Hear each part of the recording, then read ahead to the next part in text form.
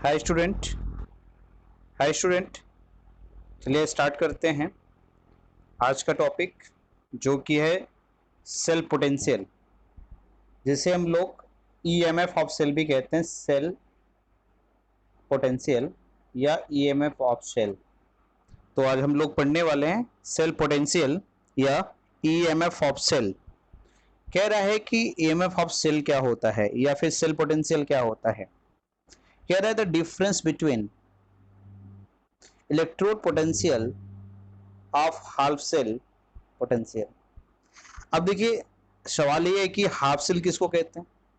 तो देखिए, half cell क्या होता है। जैसे आप जो है जिस सेल में सिर्फ ऑक्सीडेशन या रिडक्शन होता है, जैसे हमने एक सेल रिप्रेजेंट कर रहा हूं, देखिए यहाँ पे क्या शो किया जा रहा है।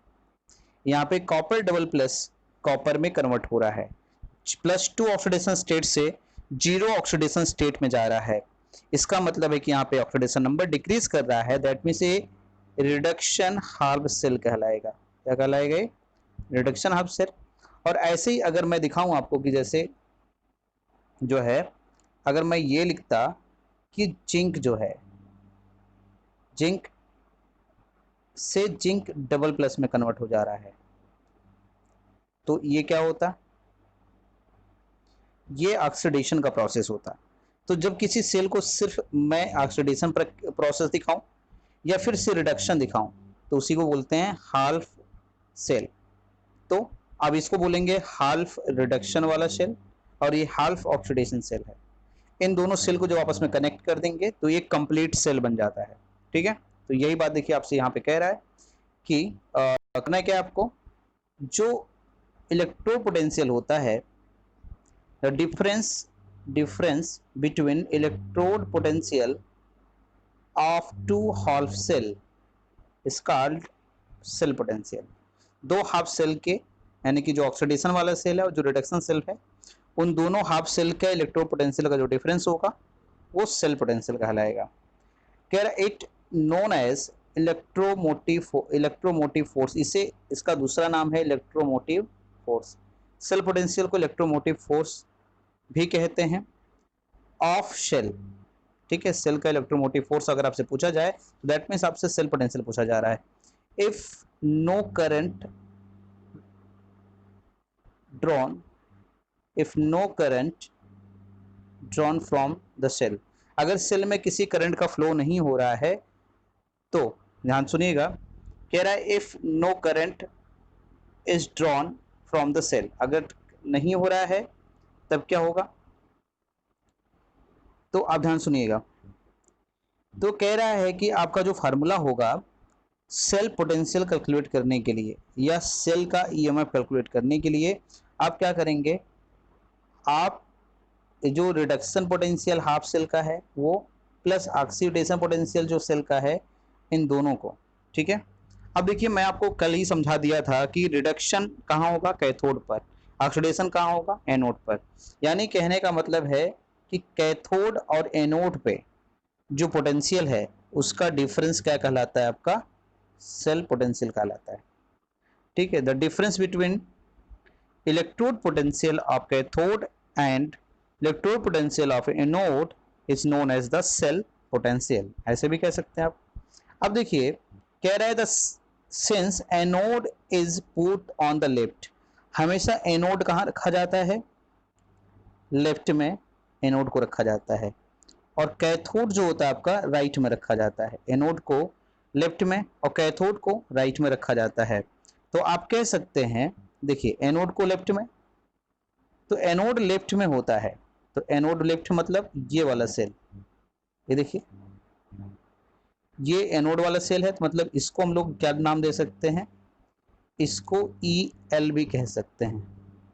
ठीक है, और ये कैथोड हमेशा राइट में रहेगा, तो इसका मतलब है इसको ER भी कह सकते हैं। कैथोड राइट वाला सेल होता है और जबकि एनोड आपका लेफ्ट वाला सेल होता है। इसलिए क्योंकि कैथोड माइनस एनोड होता है, इसका मतलब आप right cell minus left cell कर देंगे तो ये आपका क्या आ जाएगा, इलेक्ट्रोड पोटेंशियल निकल जाएगा। यानी कि potential of right cell minus potential of left cell. अब पोटेंशियल ऑफ राइट सेल का मतलब क्या समझते हैं आप? कैथोड का potential. Potential of left cell मतलब एनोड का पोटेंशियल। इन दोनों का डिफरेंस ही क्या कहलाता है? सेल पोटेंशियल कहलाता है। ठीक है, अब देखिए जैसे आपका जो डेनियल सेल होता है, जो डेनियल सेल होता है वो किसका बना होता है? डेनियल सेल में कॉपर और जिंक का यूज किया जाता है, कॉपर और जिंक का यूज किया जाता है। तो आप देखिए जो कॉपर और जिंक का जो यूज किया जाता है तो वो होता क्या है? कॉपर को देखिए यहाँ पे डेनियल सेल के लिए रिप्रेजेंटेशन में कॉपर को कहाँ दिखा दिया गया आपका? कॉपर को आपको कहाँ दिखाया गया है? At the place of right cell. Copper को राइट सेल के प्लेस पे दिखाया गया है ना? जहां पे राइट वाला सेल रखना चाहिए वहां दिखाया गया। राइट सेल मतलब जिस सेल का रिडक्शन हो रहा है, इसका मतलब यहाँ पे कॉपर का रिडक्शन हो रहा है, तभी तो कॉपर को कहाँ रखा गया है? राइट सेल की पोजीशन पर रखा गया। बिल्कुल हो रहा है, देखिए कॉपर डबल प्लस से कॉपर में कन्वर्ट हो रहा है, यानी ऑक्सीडेशन नंबर डिक्रीज कर रहा है, तभी तो इसको यहाँ रखा गया है। अब देखिए जो जिंक है, जिंक को कहाँ रखा गया है? At the place of left cell. Left cell के प्लेस पे इसको रखा गया है। और लेफ्ट सेल पे किसको रखा जाता है? जिसका ऑक्सीडेशन होता है। इसका क्या होगा?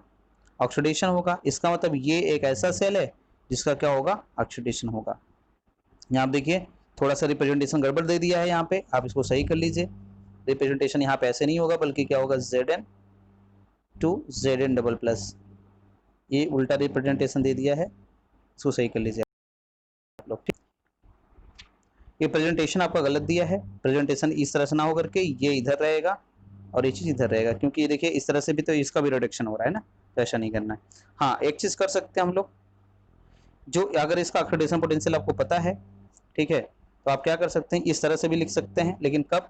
जब इसका ऑक्सीडेशन पोटेंशियल पता हो तो इसका रिडक्शन पोटेंशियल उसका माइनस लिखा जाएगा। देखिए यहाँ पे तो इन्होंने लिखा भी है बिल्कुल। अगर यहाँ पे हम लोग जो है, अगर ये इसको रिडक्शन में दिखा रहे हैं तो इन्होंने इसका रिडक्शन पोटेंशियल जो है वो माइनस में लिख दिया है। दैट मीन्स मैंने आपको बताया भी था कि किसी का रिडक्शन पोटेंशियल, जैसे किसी का रिडक्शन पोटेंशियल क्या होगा? माइनस ऑफ ऑक्सीडेशन पोटेंशियल कहलाएगा।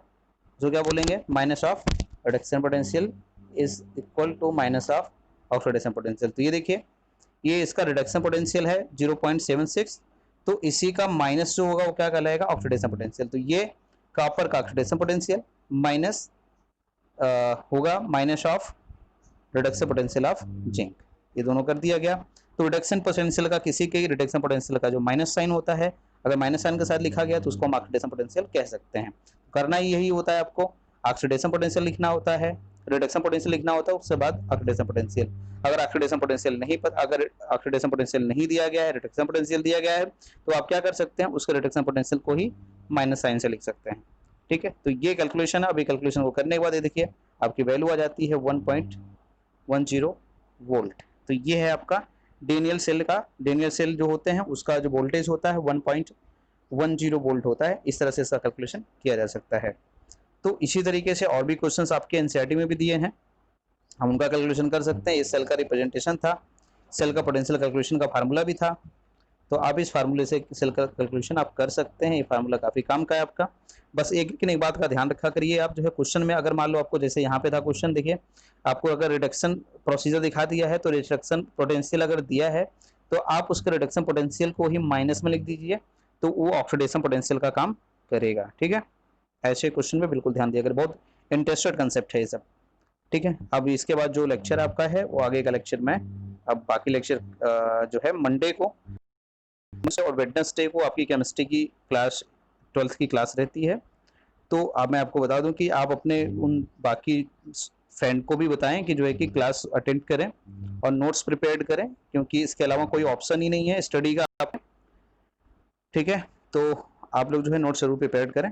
Best of luck.